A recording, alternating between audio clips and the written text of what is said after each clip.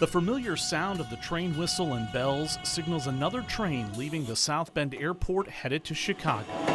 As you sit back in your seat to enjoy the ride, there are a lot of people working hard to ensure that ride is hassle-free. 30 AM dispatcher GRG. It starts in the Operation Control Center, a small room in Michigan City where dispatchers monitor every train on the tracks. And that's not all. Anything that could go wrong, they're first eyes on it, and then they can put their plan into place. No, he was okay. They're coordinating every movement on the tracks, passenger and freight trains, work crews, but they're also monitoring things like signals and overhead power lines. Think of it as the Air Traffic Control Center for the rail line. Kaminsky reporting clear of track and time authority number 80728072. So you have to have a calm temperament, you have to be able to think fast, and you have to be able to portray confidence when you speak to people, because you don't want to reach a dispatcher who's in a panic mode. And what track is this on? To make sure the people on the other end of that radio traffic are prepared takes some work too. Engineers go through rigorous training before ever getting behind the controls of an actual train. Part of that is in these simulators. Trainers can throw a variety of obstacles in front of future engineers in a controlled environment to get them ready for the real thing. You can get them paying attention to it here so that when they go out there in real life, they're that much more aware. An engineer will spend 40 or more hours in a simulator and 4 to 5 months with a mentor before ever controlling a train on their own. And when they get on those trains, these are the people making sure it's mechanically sound. The shop maintains more than 80 train cars. The people here work shifts 5 days a week, 24 hours a day. I believe this car 5 is in for its 60-day inspection. The trains are inspected on a federally mandated schedule, but at a minimum, cars come in about every 60 days. So we go through a whole series of checklists. Actually, we have checklists hanging on the car that shows what has to be checked, and everybody's got to sign off on it and make sure that they did what they're supposed to do. Everything gets a once-over, from the interior and exterior to the electrical system and the mechanical system underneath. They go and they inspect everything for wear, excessive chips, any rust, loose hardware, that type of thing. They're also in the process of stripping down several older cars and rebuilding them, and we mean stripping them down. This is where the engineer would normally operate the train from. We do have some aluminum corrosion that we're addressing.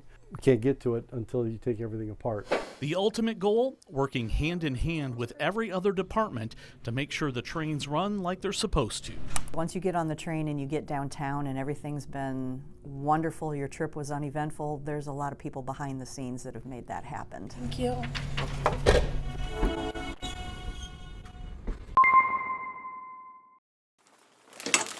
Today we got to pick out a lucky winner. The first 50 guests that sign up and register for Night to Shine are put into a drawing, and Ashley Renee's Prom and Pageant has been very gracious, and the last 3 years has donated a dress to one of our lucky winners. And every year it's a little different depending on what girl wins their raffle drawing. But today was just great to see Jill come in, and I think every dress that she put on, she came out of her shell a little more and more. She probably tried on at least 10, and she just kept going back to the first one that she tried on, which is the one she eventually picked.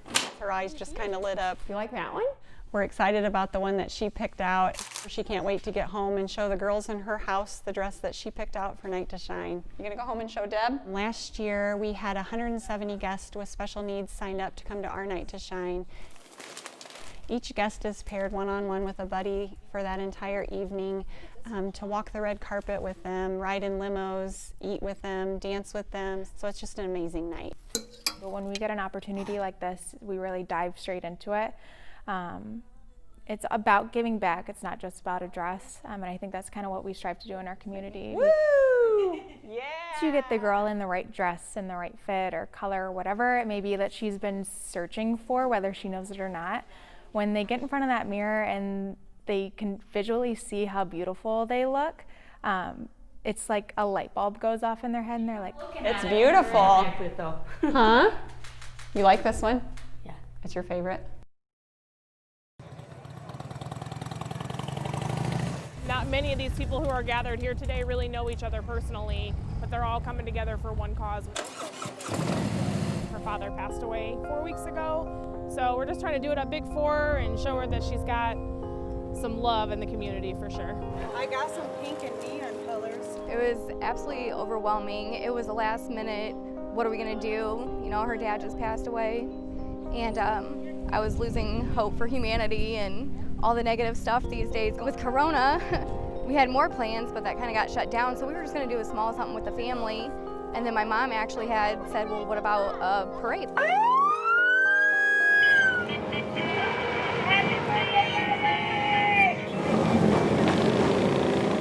All these bikers, I really appreciate all the love they just showed. There was, I'm sure, hundreds of them that just rode by, and everybody else in cars. And I know her face was priceless when she wasn't expecting that. She was amazed. Everybody came by to tell you happy birthday. Happy birthday, baby girl, and this community really loves you, and we're wrapping our arms around you today. Everybody trying to come together to reach out for my baby for her birthday, and all that she's just been through, it melts my heart. It really does. I was not expecting all of that. Selena, what do we know at this point? St. Joseph County Police were originally dispatched here around 6:30 this afternoon because there were gunshots. Now, when they got here, a man was already dead. It's a little bit hard to see behind me, but there are still a few St. Joseph County Police cars behind me, as well as a bigger Metro homicide van that are still in front of the house. The sheriff told WSBT that it seemed like there was target practice going on in the backyard, so that's why they called on Metro homicide to investigate it. The sheriff also said multiple people were brought into Metro homicide for questioning about the incident. There is a possibility that it could be accidental, but at this time it's still too early to determine. Yeah, that's right, Caroline. We've heard of just a few minor incidents here and there, but nothing really major to report at this time. However, it's a little bit of a different story to the west of us in Michigan City, where some rising tensions have led to the city implementing a curfew right now. We have heard only some minor reports, or some early reports, I should say, of rising tensions and possible some vandalism, but nothing confirmed at this point. Earlier, it was a little bit of a different story. There was a peaceful protest at the Michigan City Police Department over the death of George Floyd. The building was actually somewhat fortified with barriers and police officers surrounding it. Several hundred people showed up there, with the chief of police actually thanking people for coming and telling people to be safe. But protesters were shouting expletives at times towards police and shouting things like Black Lives Matter. They also began to march down Michigan Boulevard, blocking traffic with what appeared to be the police's blessing. For many years, we've been tackled, we've been beaten, we've been killed, punished, like we're the scums of the earth. And I'm so happy that everybody's out here coming together as a community, as one, to fight this fight for this guy, George Floyd, that was killed for no apparent reason. We are following breaking news out of South Bend. A body was pulled out of the St. Joseph River just hours ago. Officials say construction workers spotted the body near East Colfax. South Bend police say it was a white man, but there's no indication on the cause of death. Indiana is starting to open back up, and so are businesses in the city of South Bend. The well-known chocolate cafe just resumed dine-in service. No, that was with our group. But just up the road, the University of Notre Dame is quiet. Senior Ryan O'Callahan didn't go home when campus closed because he wanted to protect his family. Everyone wants to see their friends, but you shouldn't. He says the health impact of the coronavirus is scary. So does barbershop owner Ethan Denolf, who has family with health issues. Potentially bringing something home, that's not something I can do, you know? Oh, no. But that's not the only major worry. So is the economic hardship. Allocating money to go towards the shop when you have no money coming in, you know? So it was tough. O'Callahan says it's important to support businesses. We've been doing like takeout from local places here. Denolf appreciates the support, and he says others do too. But some businesses were hit so hard they can't open. Things are coming, things are fresh, and then this hits, and there's people who aren't opening their doors anymore. And I feel like we're having to build back up. South Bend resident Marcus Carter feels the same way. I fear the economic impact of it more because I feel like, like we really just got on track. Let's see if I can do it. Kayla Ellis is also concerned about the economy being able to bounce back. Bills have been really difficult to pay. She recently got her job back at the hospital after being laid off for weeks. I hope that the jobs come back and that obviously, we learn from this as far as the community goes and we try to keep each other informed and healthy. That balance between staying healthy and restoring our economy, a priority for many as we look to move forward. Go to these places, try to support the businesses, but don't let the guard down. Wear the masks. If you don't wear the masks, keep your distance from people and just stay clean, We're all sharing this entire space, this world, this community. Let's all be courteous to one another. And be good neighbors to each other. In South Bend, I'm Caroline Torrey. I try to get the extra hookup, but I'm trying not to eat sweets. It was a show of songs and emotions as Faith in Indiana leaders gathered to unite the community and pray for an end to violence. Amen. Different forms of expression at the end of the day for one common goal.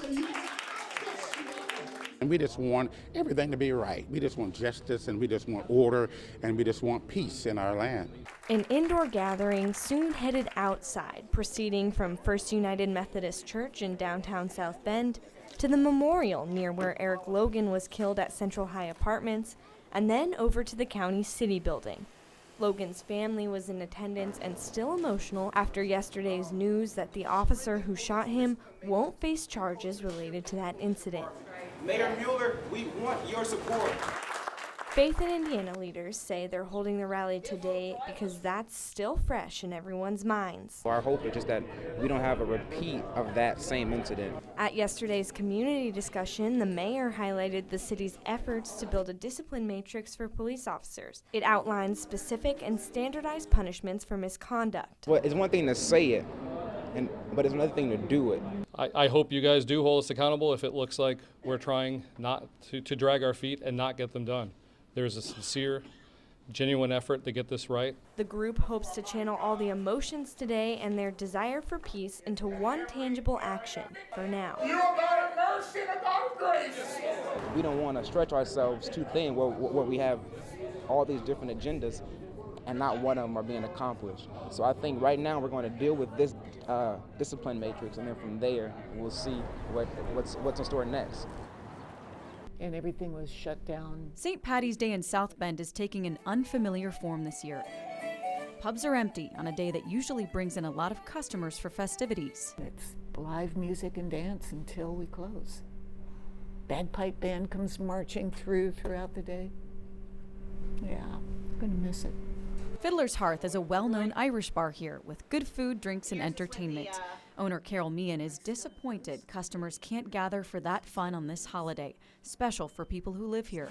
But she's more worried about her employees. We're having to lay off like 75% of our staff. That's a whole lot bigger than a party. Fiddler's Hearth is offering carry-out today. That's perfect. With the phone ringing off the hook for orders. We'll throw in party beads in the takeout bags so they can have their own private party. And while the orders are giving them a bump today, she's wondering what the business will look like in the days ahead as these seats remain empty. Not too far away is O'Rourke's Public House next to Notre Dame. The closure here also taking a toll. It's too bad. A lot of people having fun, would have been, and of course 40 or so employees making a living. O'Rourke's co-owner Kurt Janowski says aside from Notre Dame football night games, this is normally the busiest day of the year. January and February aren't great, beginning of March, so we really look forward to St. Patrick's Day as kind of an oasis at a place like O'Rourke's, and so you take that away and it gets really tough. When bars like this are back open, you can bet celebrations will be in order. As soon as the ban lifts, we'll do kind of a halfway to St. Patty's Day or post-St. Patrick's Day thing, and we'll bring in the music and make it a party. But in the meantime, just want everybody to follow precautions and stay safe, and so we can get this behind us as soon as possible.